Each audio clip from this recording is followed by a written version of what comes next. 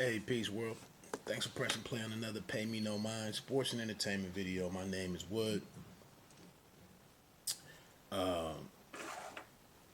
Consider becoming a subscriber to the channel, or and definitely, if you like the way that any of the information is being presented, please hit that like button for me before you get on out of here. I tried to go live a number of times to knock this out really quickly, but for some reason YouTube was tripping, so I got to put up a regular video.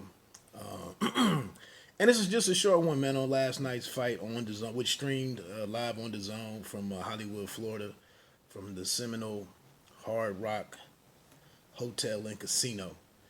The Devin Haney versus Yuriorkis Gamboa WBC Lightweight title fight, or Devin Haney's second title fight.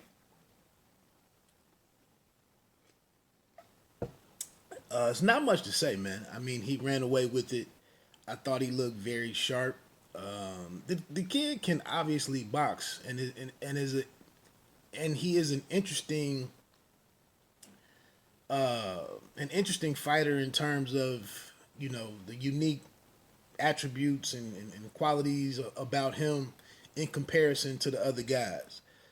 He's taller than most of his peers, with the exception of Ryan Garcia. Might not be as fast or as quick as a Ryan Garcia, and doesn't quite have his reach, but he has some. We've seen more of his boxing than what we've seen from Garcia to this point. Beautiful jab. Can box from the outside, can box inside a little bit. The only thing is, man, we're just not seeing the power. And just looking at the fight, digging into the fight, I mean, rounds 1 through 12, he pretty much dominated, and outclassed Gamboa. Landed a series of big shots. Didn't go to the uppercut a whole lot. Was one of the punches I saw missing. And I also thought maybe, excuse me, if he would have went to the body and invested in the body a little bit more, maybe that would have created a chance for him to get the knockout that he predicted going into this fight, and what he himself said he wanted, because he wanted to have a clear comparison to what Tank did against Gamboa. I think Tank and Gamboa fought last December, I want to say. So he came in this fight motivated to try to raise his stock, increase his stock, and to create, to put pressure on the people who call the shots to make a fight with him and the lightweight division's unified champion, Teofimo Lopez. I don't know if that really happened. While I had check me out on www.bitedownboxing.com. I got some write-ups of the fights where I am more detailed in there in those articles. I think I wrote up 3 last night: Raymond Ford, the heavyweights, and then the Devin Haney, the main event. I grouped the heavyweights together in Zili Zhang and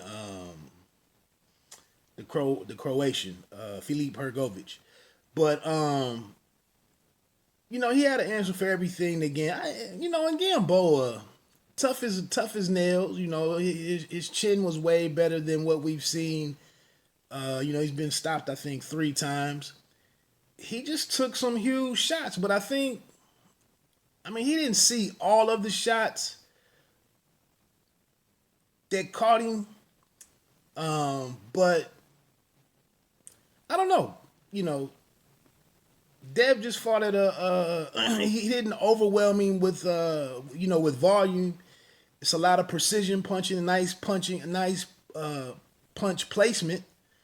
There's no excuse I can make. The other guys were online last night. Some of his peers sending emojis, tweeting and posting things,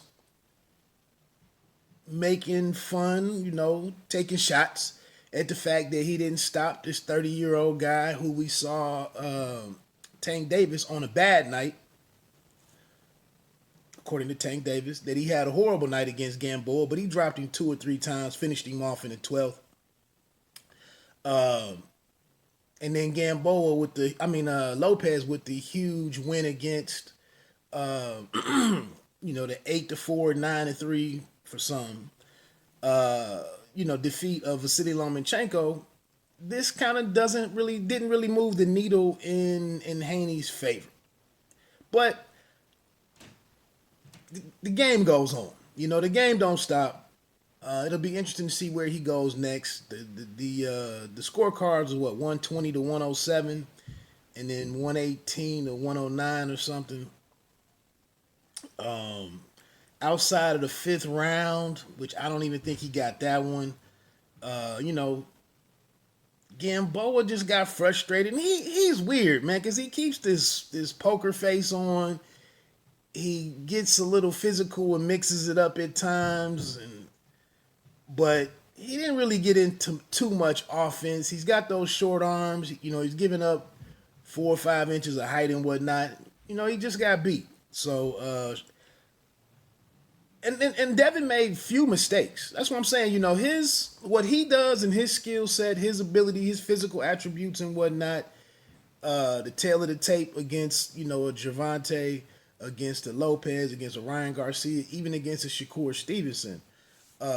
Stevenson said he dominated and made him damn near made him tap out, in sparring from years ago. But for me, I'm not gonna get out here too much in the online chatter and these guys criticizing each other, critiquing each other's performances and fights and whatnot. Online, find a way to make the fights, and then we'll talk about it there. But checking it out though, that's going to continue to be, and he's 21. I think him and Ryan are the 2 youngest of the group. He'll be 22 in 10 days, Devin Haney. But I've always said that I thought Lopez had a leg up on the other guys. We're still, we'll learn a lot about Ryan Garcia against Luke Campbell, but the January 2019 fight was Zolsani Indogeny, was where I was looking at Devin like, you can box the hell out of guys, you can beat guys up for 10 and 12 rounds, and you sharp as hell, but why aren't you getting these guys out of here?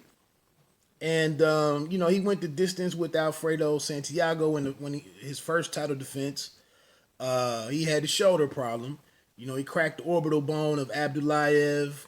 And then, like I said, leading up to this fight, he had the big knockout of Antonio Moran. But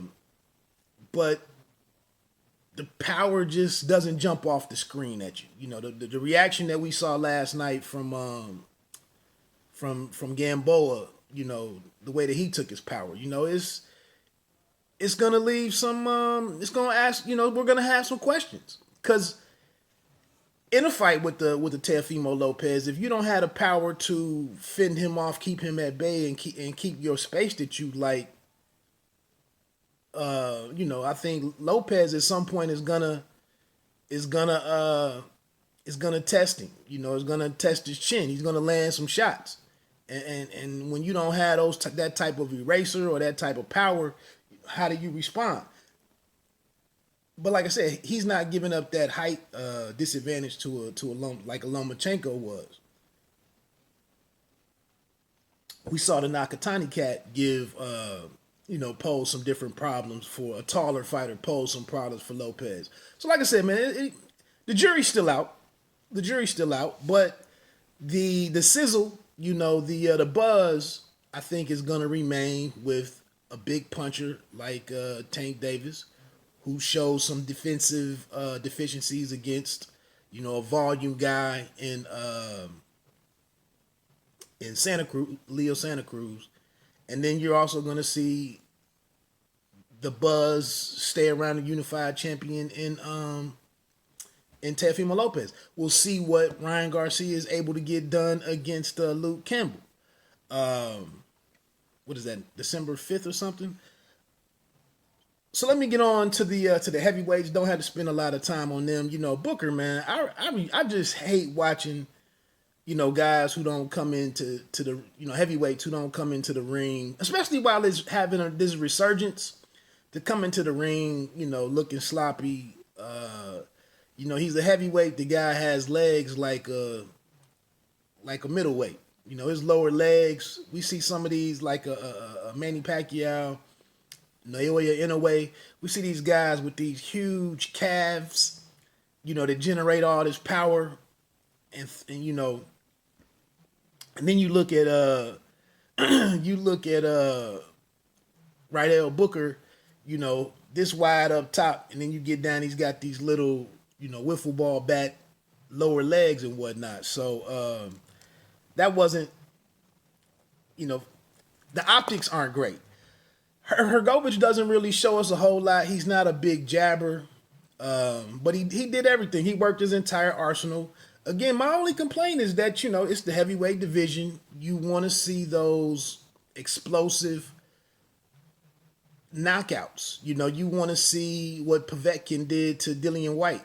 You want to see what Deontay Wilder did to Dominic Brazil. What he did to in the rematch against Luis Ortiz. Like I said, he's getting guys out of there, but it's these TKOs and stoppages and whatnot. But you hit a guy 12, 15 times and he's still there. But, we don't really have a true one-punch heavyweight guy waiting in the winner's circle, amongst the champions. Joshua's not a one-punch, one-hitter quitter dude. Tyson Fury is not a one-hitter quitter guy. None of those guys, Joseph Parker, none of these guys really are. So Hrgovic doesn't lose much ground, per se, but he will need to box a little bit more, be able to box a little bit more. But like I said, I thought he attacked Booker smartly. He kept his distance. He did do enough with his left hand. He worked up and down a little bit. He punched around the guard. He used his entire arsenal. So I don't have many questions against him. He called out the people that he needed to call out, and Dillian White, Chisora, some of these guys, and has to figure out a way to have a meaningful fight or two, maybe three in 2021. Shout out to him with getting Booker out of there. Booker just, waiting to spring forward with some counters or some haymaker shots didn't work out for him. And then lastly, the Chinese heavyweight who lives in Vegas or resides in Bloomfield, New Jersey, if you look on BoxRec. Nice finishing combination. I like the explosiveness in that was his best combination. That right hook, left hand, I think straight left hand that just blew Devin Vargas away. Like I told you, if you saw the Vargas fight against Junior Fa, it was a lot of back and forth. It was a pretty entertaining fight. Vargas, I think, was dropped once or twice in that fight, but it went to a decision. To see Zhili Zhang deal with him the way that he did in a third round knockout, I think it was, third or fourth round. And Vargas really wasn't able to accomplish much whatsoever. He was constantly on the move. Zhang, he's 37, I believe, so he needs to do something quickly. Unfortunately, like I said, 2021 is wrapped up for the heavyweight title picture. So I thought a good performance for him, though. You're a big guy, 6'6", 240-something, 250-something pounds, somewhere 250, I want to say somewhere around there, give or take 5 or 6 pounds.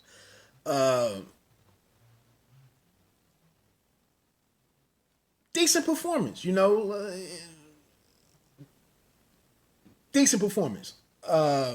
Again, you want it for a heavyweight. It's always good to end it with an explosive sequence or explosive conclusion. It's always a good thing. So It'll be interesting where they match him next. And it was also interesting that they mentioned what this is kind of a long game by Eddie Hearn to bring in a Zhang and figure out a way to have him and Anthony Joshua face each other in China. That's thinking in advance. But like I said, Joshua's calendar is booked for 2021 most likely, provided that he gets past Pulev with no problems, who's an older heavyweight, smaller guy. So that's that, man. I didn't even really mean to talk this long. Just trying to give you a full view of what I was checking for. Raymond Ford did have a much better performance, in my opinion, versus what he did in Tulsa, Oklahoma against Eric Manriquez when, I don't know, he just boxed with, he just was in the ring with Manriquez and just got a victory.